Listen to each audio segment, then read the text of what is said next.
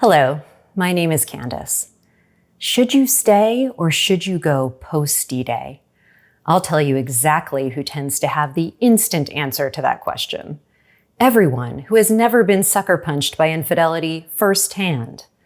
Whether you are the betrayed or the wayward partner, we know that decision is not as easy as people make it out to be. There are so many things to consider. I'd like to begin this post by acknowledging that there are a significant number of betrayed spouses out there who were never given the chance to answer that question because that choice was made for them by their partner. If that happened to you, please know you are not alone. For those of us who find ourselves looking for the signier sign to stay or go, this post is for you, regardless of which side of the infidelity you are on.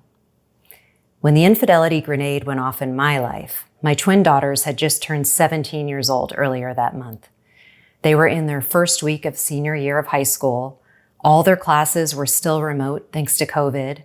College applications were coming due, and the SATs kept getting canceled here in California. Plus, there were collectively 8 college admission essays that were not going to write themselves. We'll circle back to my twin daughters momentarily. I'm a very practical person, so within just a few weeks of D-Day, I thought I'd cover all my bases by meeting with a lawyer, a priest, and an accountant. I'll save their very opinionated and interestingly fairly unanimous responses for another vlog on another day.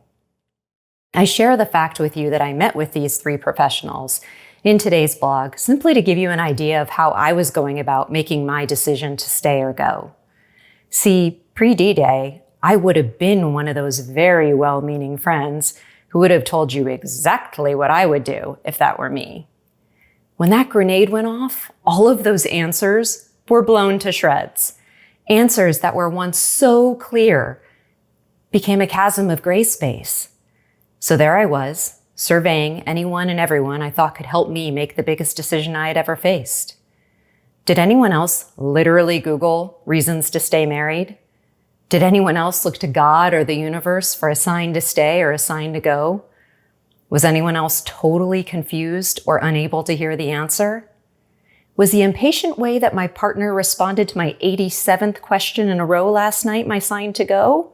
Or was the sign to stay this morning when he told me how much he's learning in his Hope for Healing group? There tends to be so much volatility early on, and it's absolutely brutal for both sides. Our poor sleep-deprived brains are working overtime, analyzing every spike of hope, along with every plummet of despair. This is why Affair Recovery strongly encourages you to assess progress month over month, or better yet, season over season, to get a more accurate picture of what direction things are trending. We were fortunate enough to find Affair Recovery and enroll in EMS Online within weeks of D-Day. When I first heard the very strong suggestion to not decide right away, I had a few choice words about that recommendation. I thought, are they out of their damn minds that they say that I should pick a random date on a calendar 6 months, maybe even 12 months down the road? I can't even picture myself looking across the dinner table at this man 1 week from now, let alone into next year. Spoiler alert, I did wait. But it wasn't because I was willing to admit that that expert advice was brilliant. I waited because despite being shell-shocked, I decided within minutes of D-Day that I wasn't willing to let my daughters know that anything was wrong yet. I was hell-bent on them flying out of state to take the SATs, which coincidentally we ended up flying to Austin, micromanaging them and writing their college admission essays and making sure that those applications got submitted on time. I remember thinking, probably even yelling, this man has blown up my life, but I'll be damned if his infidelity is going to destroy theirs too. I wasn't willing to risk turning their lives upside down with the truth, at least not yet. I remember a close friend saying, he has to get out of your house. And I said, it's COVID, everything is closed, there's no business travel happening. Where would I tell my girls he went? She said, I don't know, just say he had to go on like a special mission or something. I said, I might have very typical self-absorbed teenagers, but I'm fairly certain they know their dad is not an astronaut. I don't think that they're going to buy my special mission story. So he got to stay.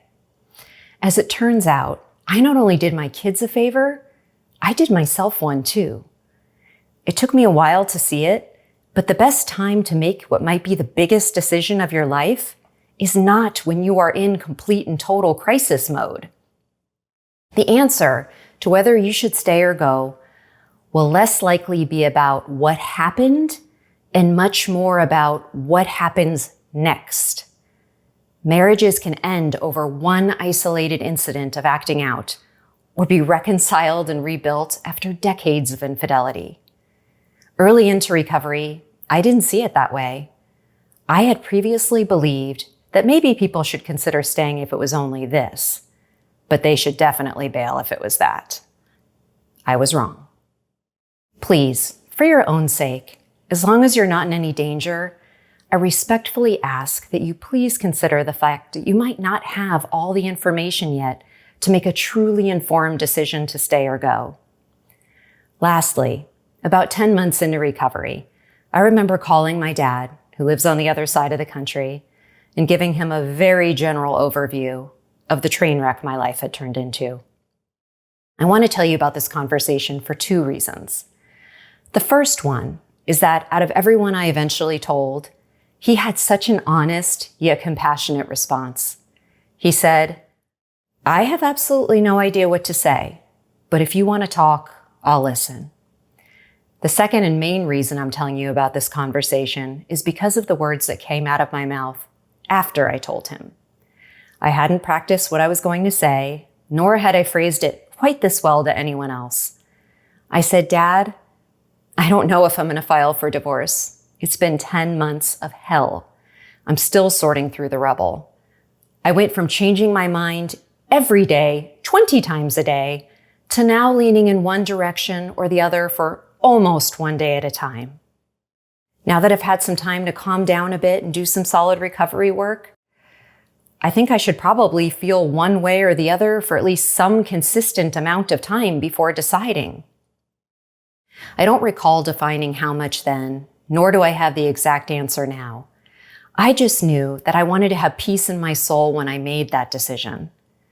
As I leave you today, I would like to share one of my favorite quotes by C.S. Lewis that has always brought me a lot of hope.